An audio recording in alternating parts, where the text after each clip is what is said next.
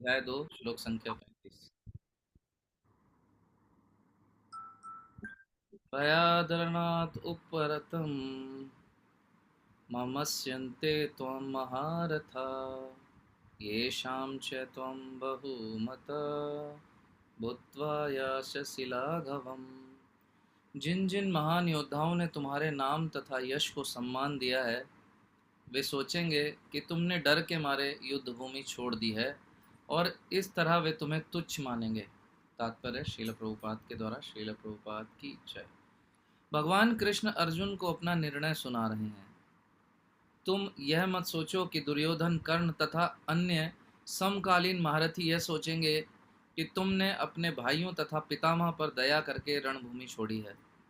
वे तो यही सोचेंगे कि तुमने अपने प्राणों के भय से युद्ध भूमि छोड़ी है। इस प्रकार उनकी दृष्टि में तुम्हारे प्रति जो सम्मान है वह धूल में मिल जाएगा। जय भगवद गीता यथारूप की जय। तो लास्ट क्लास में हमने, जैसे माता जी ने भी बताया, हमने क्या पढ़ा था कि भगवान अर्जुन को कह रहे हैं कि तुम्हें अपने स्वधर्म का पालन करना चाहिए, क्योंकि स्वधर्म का पालन अगर तुम अपने नहीं करोगे तो तुम्हारा यश जो है वो ख़त्म हो जाएगा। और जितना बड़ा व्यक्ति होता है उसका यश भी उतना ही बड़ा होता है, और फिर जब वो यश ख़त्म होता है तो उस यश के ख़त्म होने का दुख भी उतना ही बड़ा होता है। तो हे अर्जुन, तुम एक ऐसे महान योद्धा हो जिसको जिसकी प्रशंसा स्वयं ब्रह्मा जी, शिव जी, इंद्रदेव, ये सब तुम्हारे युद्ध कौशल की प्रशंसा करते हैं, तुम एक महान योद्धा मानते हैं, और उन सब की दृष्टि में तुम्हारा एक महान सम्मान है। तो यदि तुम युद्ध नहीं करोगे, भले ही तुम्हारे हृदय में इन सबों के प्रति दया है, कौरवों के प्रति दया है, पितामह के प्रति दया है, द्रोणाचार्य जो गुरु हैं उनके प्रति दया है, परंतु यदि तुम युद्ध नहीं करोगे तो जितने भी योद्धा हैं जो तुम्हारा सम्मान भी करते हैं वो सब यही सोचेंगे कि वास्तव में तुम डर गए। और यही बात आज के श्लोक में भगवान और आगे अर्जुन को कह रहे हैं कि कोई भी तुम्हारा सम्मान नहीं करेगा और तुम्हारा सारा यश जो है वो धूल में मिल जाएगा। तुम ये मत सोचो कि ये जो कौरव सेना में खड़े हैं ये भी इस बात की प्रशंसा करेंगे कि देखो हमारा भाई कितना अच्छा है, हम पर कितनी दया कर रहा है, और जब युद्ध की बारी आई तो युद्ध नहीं करना चाहता। हाँ, वो इतना सक्षम है कि हमें मार सकता है, इसलिए वो युद्ध नहीं करना चाहता और भीख मांगकर गुजारा करने के लिए बिल्कुल तैयार है, और हमें सारा राज्य एज इट इज़ दे देने के लिए तैयार है। वो ऐसा बिल्कुल नहीं सोचेंगे। भगवान अर्जुन को समझाने का प्रयास कर रहे हैं, अपितु वो तुम्हारी निंदा करेंगे, तुम्हारा उपहास करेंगे, तुम्हारा सारा यश ये अर्जुन खत्म हो जाएगा। तो ऐसा मत करो। भगवान कह रहे हैं अर्जुन को कि तुम एक सम्मानित व्यक्ति हो, सभी महान योद्धाओं से तुम्हें सम्मान मिला है। इनफैक्ट ये जो दुर्योधन है, दुर्योधन खुद भी मानता था इस बात को कि अर्जुन जो है एक धनुर्धर के रूप में सर्वश्रेष्ठ है। अर्जुन से बेहतर कोई भी धनुर्धर नहीं है। बोलता नहीं था दुर्योधन इस बात को, क्योंकि जिससे ईर्ष्या है, द्वेष है, उसकी प्रशंसा नहीं करता है व्यक्ति। उसके गुण होने के बावजूद भी उसमें कमियां ही बताता है, उसमें दोष दृष्टि रखता है। तो उसी प्रकार दुर्योधन बोलता नहीं था अर्जुन को कि अर्जुन सर्वश्रेष्ठ धनुर्धर है, परंतु हृदय में इस बात को स्वीकार करता था कि वास्तव में हाँ, अर्जुन है सर्वश्रेष्ठ धनुर्धर। इसलिए उसने क्या किया, कर्ण को अपनी ओर किया। दो पांडवों में सबसे महान योद्धा कौन है? दो, एक भीम और एक अर्जुन।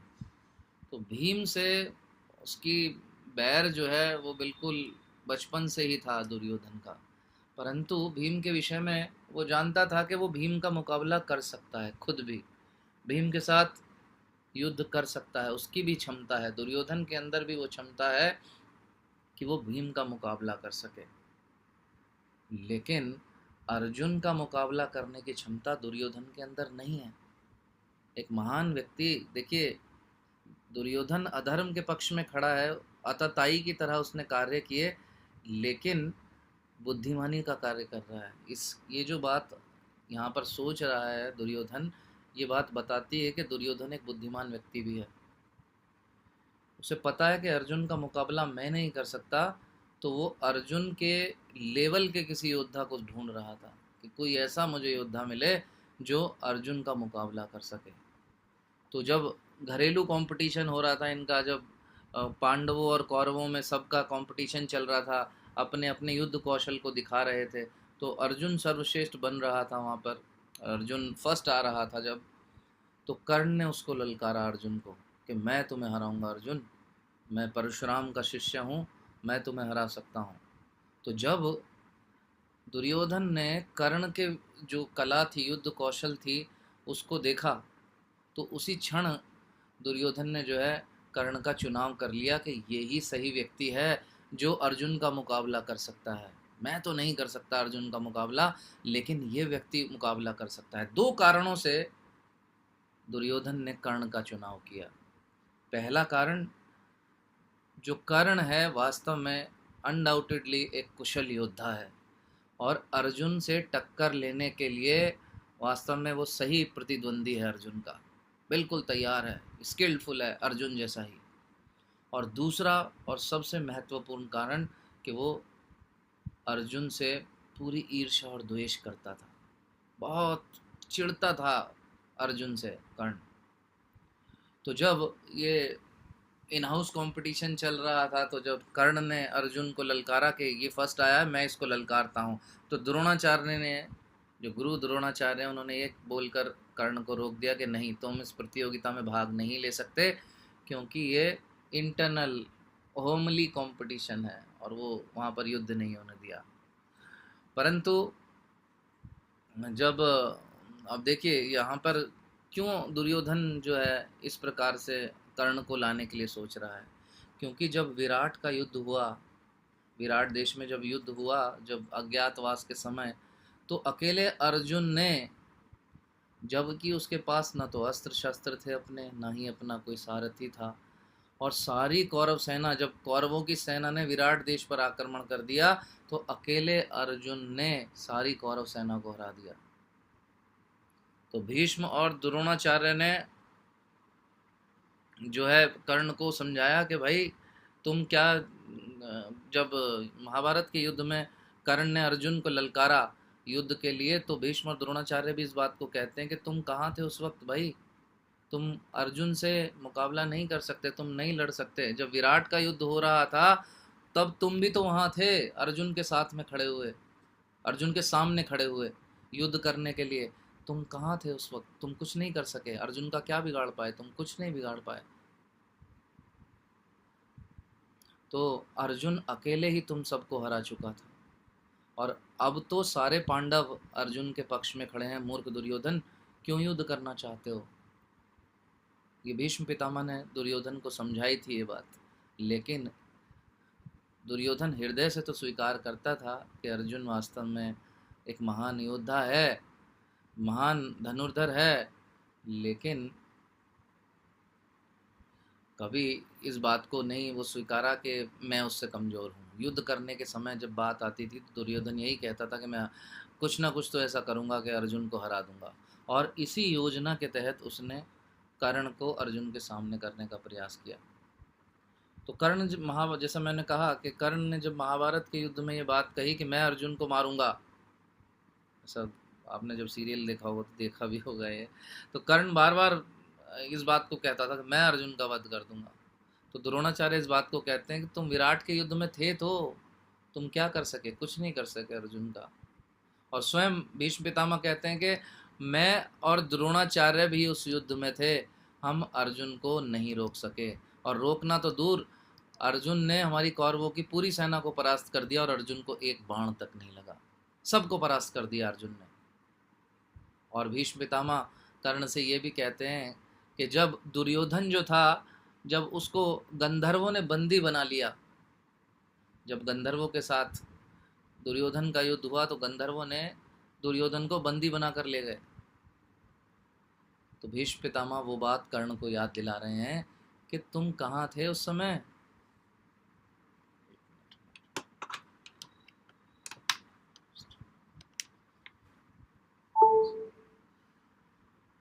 तो भीष्म पितामह कर्ण को ये बात याद दिला रहे हैं कि तुम कहाँ थे भाई, आज इतनी बड़ी बड़ी डींगे तुम हाँक रहे हो कि मैं अर्जुन को मार दूंगा, इतनी बड़ी बड़ी बातें कर रहे हो, उस समय कहाँ थे? और जब गंधर्वों के साथ तुम्हारा युद्ध हुआ तो गंधर्वों ने तुम्हें परास्त कर दिया और तुम डर के मारे वहां से भाग गए।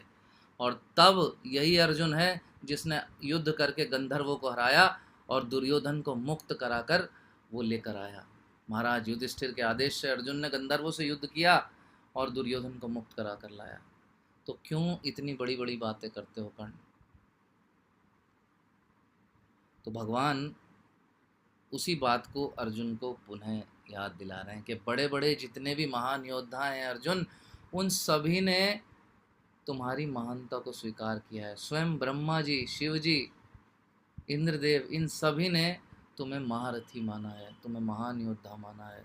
हे अर्जुन, तुम एक महान योद्धा हो।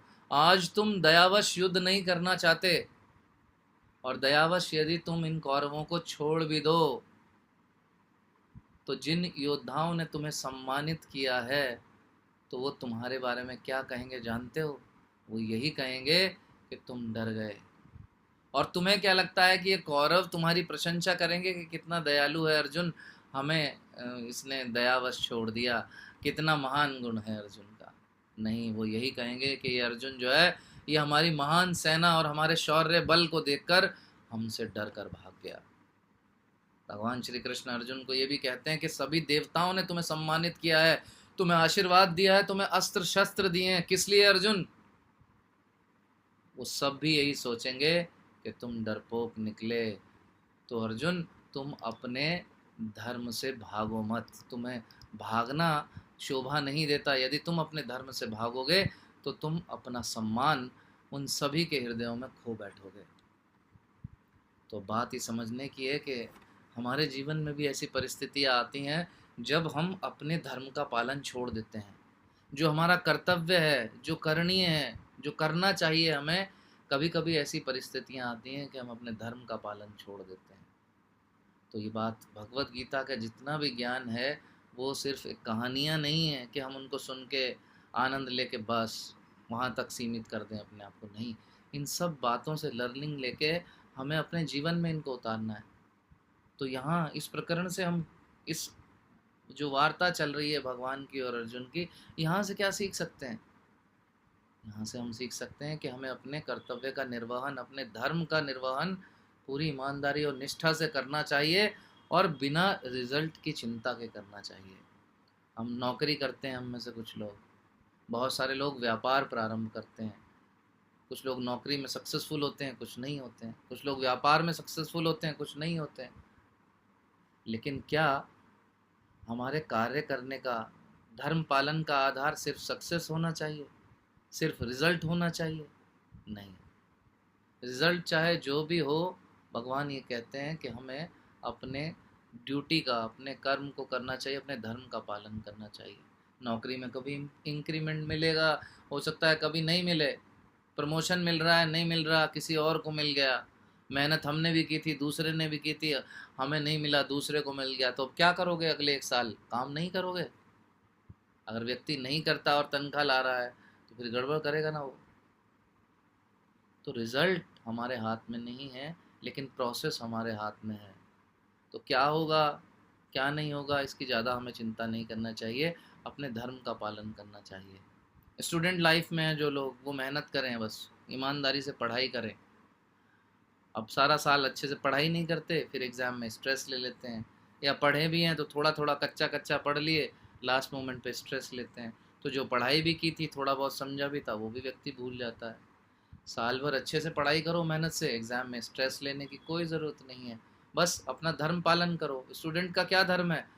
उसके माँ बाप उसके ऊपर धन खर्चा करते हैं उसकी पढ़ाई के लिए, तो उसको अच्छे से पढ़ाई करनी चाहिए, उसका सिर्फ वो धर्म है। लेकिन आजकल बच्चे क्या करते हैं, माँ बाप अपना पेट काट काट के बच्चों को पढ़ाने के लाखों रुपए फीस जमा करते हैं, और बच्चे आराम से घर में लेटे हुए बिस्तरों के ऊपर मोबाइल में खेलते रहते हैं, कंप्यूटरों पर वीडियो गेम खेलते रहते हैं, और ना उन्हें अपने भविष्य की चिंता है और ना माँ बाप को कुछ सहयोग करने की चिंता है। तो अपने धर्म का पालन नहीं कर रहे। तो जो भी व्यक्ति अपने धर्म का पालन नहीं करता उसका अपयश होता है। भगवान ये समझा रहे हैं, चाहे वो नौकरी में हो, चाहे व्यापार में हो, चाहे स्टूडेंट लाइफ में हो, अपने धर्म का पालन करना चाहिए। किस क्षण पे हमारा क्या कर्तव्य है। तो भगवान यही बात अर्जुन को भी कह रहे हैं कि अर्जुन, तुम एक महान योद्धा हो, तुम धर्म की ओर खड़े हो, धर्म को स्थापित करने के लिए तुम अपना सहयोग करो, तुम इस कार्य को कर सकते हो, और इस कार्य को करने के लिए ही तुम्हें इतने महान महान जो देवी देवता हैं उनका आशीर्वाद और कृपा प्राप्त हुई है। देखिए, एक स्टूडेंट को भी ऐसे ही देवी देवताओं की कृपा मिलती है, एक व्यापारी को, एक नौकरी करने वाले को भी। हमें ये अच्छा शरीर कहाँ से मिला? देवी देवताओं की कृपा से मिला, इस प्रकृति देवी की कृपा से मिला। हमें अच्छी बुद्धि मिली, हमें अच्छा परिवार मिला, सारी फेवरेबल कंडीशन हमें किसने?